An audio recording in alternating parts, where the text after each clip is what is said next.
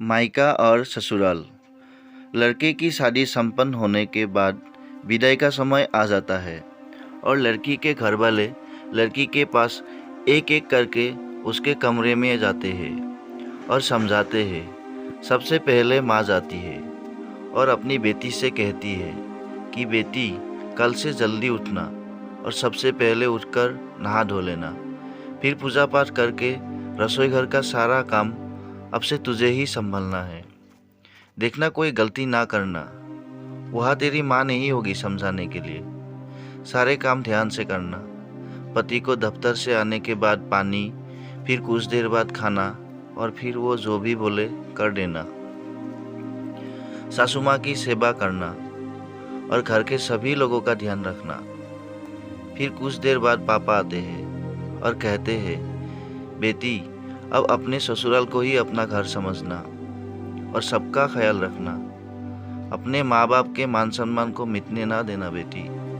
और इतना कहकर पिता की आंखों में आंसू आ जाते हैं और वो वहाँ से बाहर निकल जाते हैं। फिर भाई आता है, आंखें आंसुओं से भरी होती है और चेहरे पर मुस्कान के साथ बोलता है, लगता है तू अब ससुराल चली ही जाएगी। जा रही है तू? सच में जा रही है ससुराल? चलो, अब तुमसे छुटकारा मिल जाएगा और तेरा सारा हिस्सा मेरा हो जाएगा। अब कोई बात बात पर टोका टोकी भी नहीं करेगा और ना ही कोई माँ से मेरी शिकायत करेगा। चलो बढ़िया है, आज से तू परेशान नहीं करेगी हमको। इतने में पूजा की भी आंखों में आंसू आ जाते हैं और बोलती है, भाग जा पागल, नहीं तो मार खाएगा अब तू। और फिर भाई बोलता है, अच्छा, मेरी तरह ससुराल में किसी को पिटने ना लगना। वहाँ तेरी कोई मार नहीं खाएगा। जैसे हमें बोल देती है, कुछ भी वहाँ मत बोलना, कोई बुरा मान सकता है।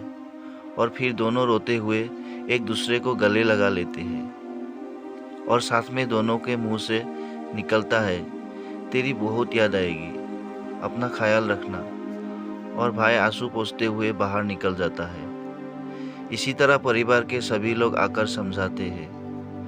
अब सबके जाने के बाद विदाई होने का समय आ जाता है और लड़की सोचती है, एक तो अपना घर छोड़कर जा रही हूँ, ऊपर से इतना कुछ घर वालों ने बता दिया। इसके पहले तो कभी कुछ ऐसा नहीं करना पड़ा, कैसे इतना कुछ संभाल पाऊंगी। यही सब सोचती रहती है। तमाम तरह के मन में ख्याल आते हैं और फिर विदाई करके घर वाले लड़की को विदा कर देते हैं। यह तो माँ बाप को इतनी फिक्र होती है, इतना कुछ कैसे संभालेगी मेरी बेटी।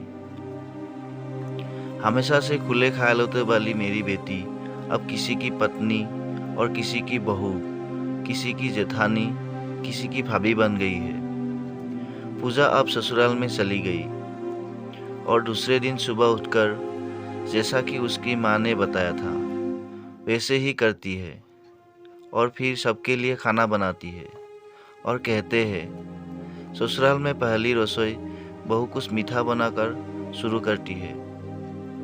तो उसने सबके लिए खीर बनाई और खीर में चीनी कम रह गई, बाकी खीर बहुत अच्छी बनी थी। खीर बनाने के बाद वो सबके लिए परोसती है और सब तो खा लेते हैं, कुछ नहीं बोलते हैं।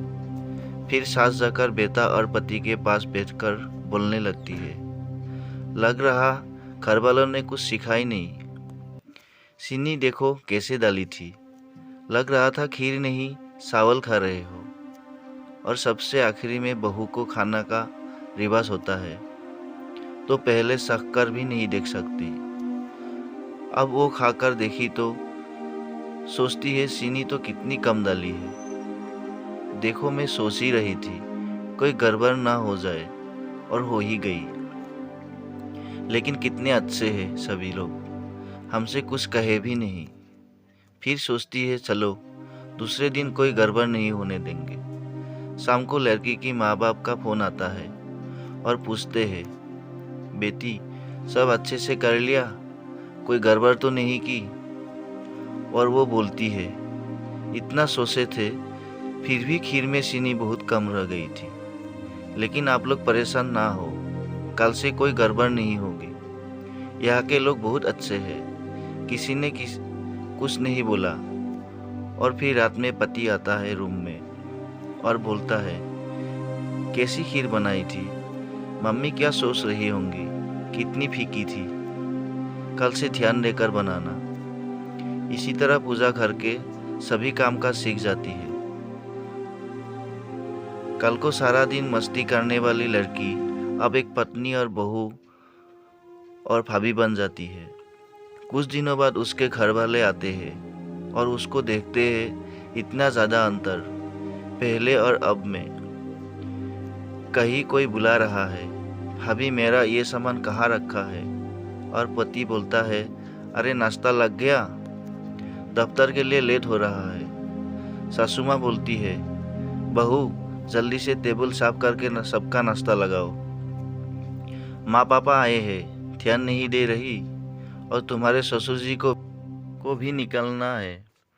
वो जल्दी जल्दी सारे काम करती है और सबको नाश्ता करवा कर सारा घर साफ करती है, बर्तन धुलती है, फिर खाना बनाती है।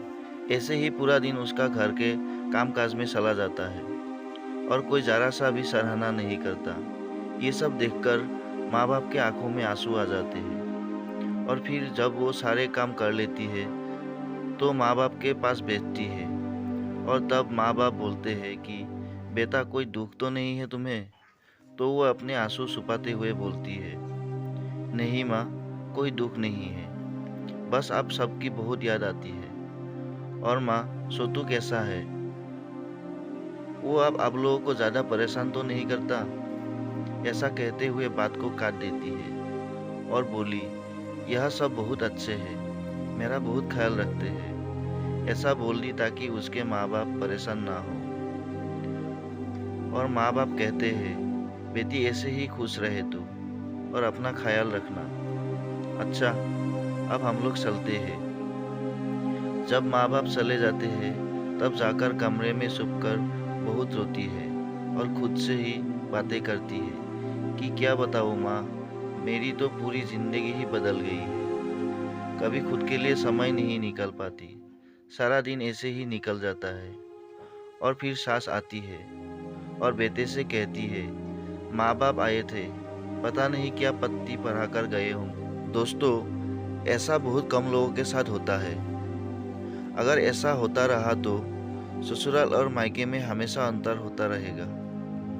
जब तक कि आप दूसरे के घर से आई बेटी को अपनी बेटी नहीं समझेंगे, तो ऐसा करने से ही रिश्ते बिगड़ते हैं। अब वो काम कर रही है तो सभी को थोड़ा सहयोग करना चाहिए, क्योंकि वो आपकी मजदूर बनकर तो आई नहीं है, आपकी घर की बहू है, जो आपके लिए अपना सब कुछ छोड़कर आई है।